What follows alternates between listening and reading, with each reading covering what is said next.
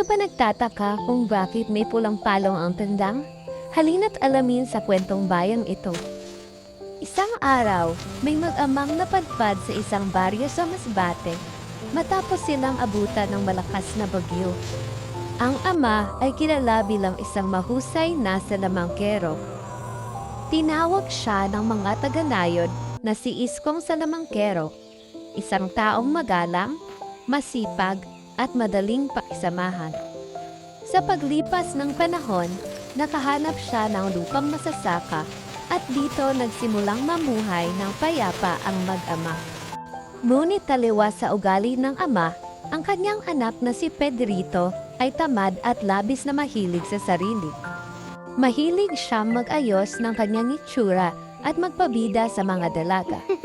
Mas inuuna niya ang pagsusuklay at pag-aayos sa harap ng salamin kaysa sa kanyang mga gawain sa bahay. Madalas siyang pinagsasabihan ng kanyang ama, ngunit sa halip na makinig, siya'y sumasagot at nagagalit. Isang tanghali, dumating si Iskong Salamangkero mula sa bukid, napagod at gutom. Ngunit pagdating niya sa bahay, wala pang handang pagkain. Tinawag niya si Pedrito, ngunit walang sumasagot.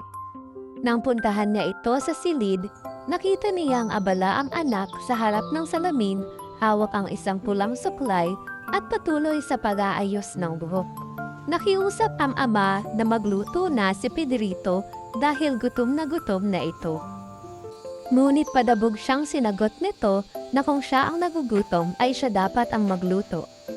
At muli siyang nagpatuloy sa pagsusuklay.